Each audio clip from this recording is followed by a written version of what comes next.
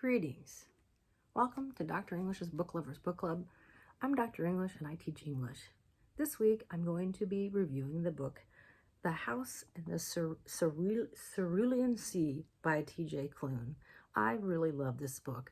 It got started just a little bit slowly because I thought, so what is the point of Linus Baker in this job? And his job is to be a caseworker in the department in charge of magical youth. He goes to various orphanages to see if the orphanage is being run properly. And he has a very mundane life but he has a cat named Calliope, but it's always dark and gray and almost rainy in this community where he lives. I don't even think it says what it is. I can't recall. But Mr. Baker always follows the rules. That is the thing that you have to know, that he has his own personal copy of rules and regulations, and it's all in caps, and he carries it around. He has one at work, but he also has one at home. So he's just always been the dutiful, loyal, kind person who works and does his job. He goes and he has row 5 or something like desk 10 or something, it's something like that. But he does the same thing, mundane thing. But he actually gets to go to orphanages and to investigate. And he has a real sense of objectivity. And so there comes a point where he is asked by extremely upper management to go to a particular orphanage on Marseilles Island to check out, and it's like a level 4, security clearance to go to this island, and they interview him, and they just think, well, he's perfect because he just always follows the rules. He cares about the children, and so they decide that he is the person that should go to this house in the Cerulean Sea. And so that's kind of the beginning of it. So we get a little bit of like the character development of Linus Baker. But you can't help but like him because he's got this inner monologue. It's just him and his cat and this neighbor that's obnoxious and wants to always know the price of his, if he's going to sell his house or not. And she's always trying to hook him up with her nephew. I think it is her nephew. And I just think it's just hilarious. So it's the kind of read that it's almost like this quotidian thing of everyday thing, this is everyday routine that he has and follows, except when he gets to go and visit an orphanage. But otherwise, he's always working on all these cases and he's doing all his paperwork. And his supervisor is obnoxious, and her underling is like always taking demerits off of them. It's just like depressing to think about, anybody having to have a job like that.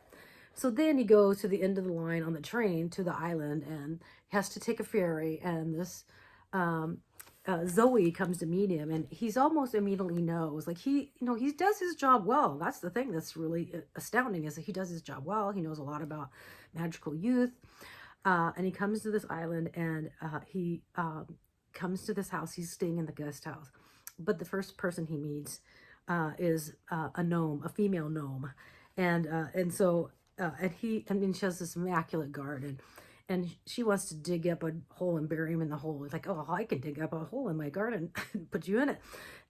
But probably and I think that all of the characters are really incredible, but the one that he pays a good deal of attention to is Lucy, and Lucy is a boy who is Lucifer, supposedly the Antichrist, and he said, we don't say that word here.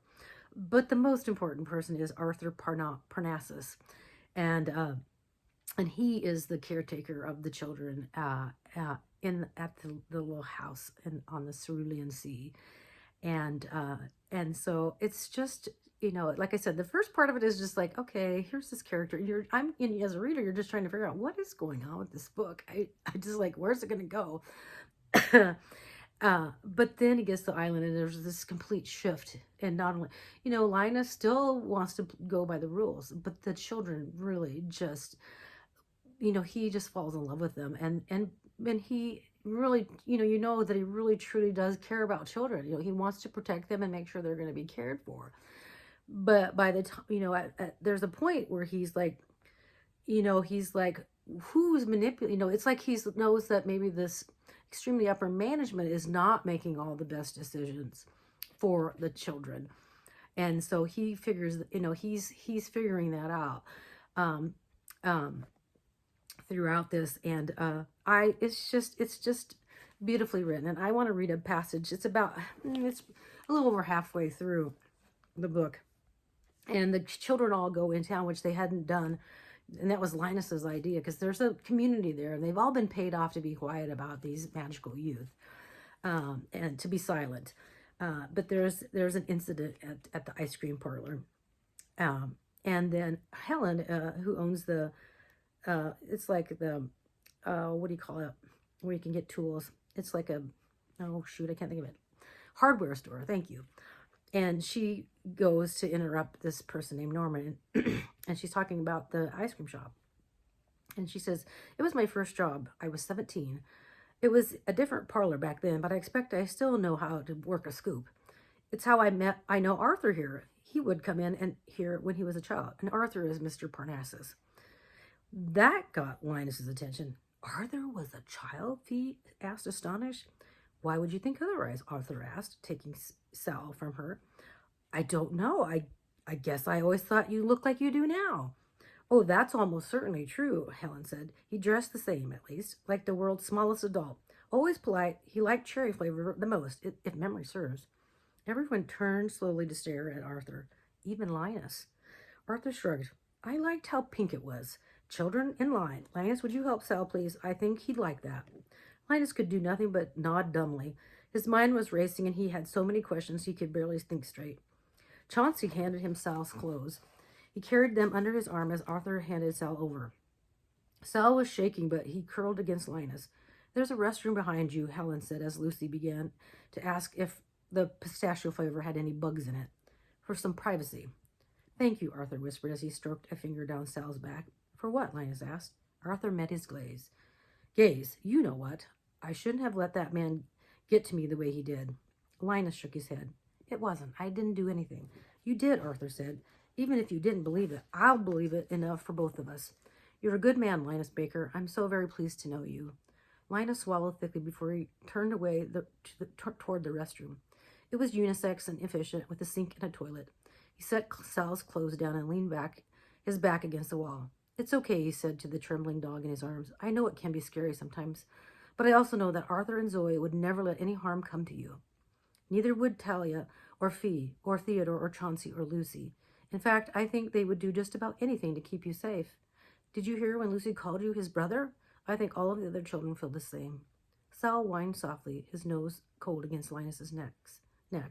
"It's not fair," Linus said, staring off into nothing, "the way some people can be. But as long as you remember to be just and kind like I know you are, what those people think won't matter in the long run. Hate is loud, but I think you'll learn it's because it's only a few people shouting, desperate to be heard. You might not ever be able to change their minds, but so long as you remember you're not alone, you will overcome." I think that's an incredible passage by TJ Klune, and I highly recommend The House in the Cerulean Sea by TJ Klune. And yes, I would teach this book. I think it's in a beautifully crafted book. I think you could teach it in middle school and high school. Probably, maybe 9th, 10th, and 10th graders. Because these are children. They're like 6, 7 years old. But because there's, LGBTQ references in it, I mean, there are probably still going to be some people who just don't like that. And it's beyond me. It's like, it's a big, big world. There are all kinds of people in the world. So I would love to have a chance to even just read this out loud as my, a book of choice for reading time. I mean, it would just be such a lovely book. It's long, but I mean, I probably go overtime on reading aloud this in a classroom. But definitely would do it for book clubs or novel panels, or literature circles. Students would really, really have a lot to talk about with these characters. It's just, I mean, there are some scenes in there with Lucy that are just hilarious because he has, he says stuff to everybody like he's going to consume them with fire and things like that. And it's just he's 6. So he just does it just to get a rise out of people. And it's just Linus figures it out after all. He's scared a little bit. Then he realizes, oh, he's just 6. He's just saying that. He's just got a great imagination. But there are some other really great scenes in this that really address what I would consider the prejudices we have against people who seem out of the ordinary. And I mean, it's a metaphor. This is a book as a metaphor by TJ Klune about how people who are considered different, whatever that is, not like everybody else, to be a threat. And they're not. They're people who love each other and just want to live their a life and and feel safe. And so he just does it so beautifully through the lives of children, because when you think about it, all of the people that we think are different have been who they are their whole lives, and he's really touching on some of the incredible hurt and trauma that some children have in the world.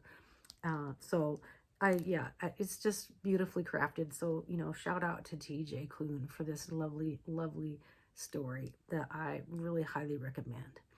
So thank you for joining me. Next week, I'm going to be reviewing Girl in Pieces. It's by Kathleen Glasgow. And I've only just read a little bit of it. I just got this from the library. And this seems like it's pretty intense. So I'll be anxious to share with you about Girl in Pieces. It was hard to get this book. This book is there's 14 copies of it checked out.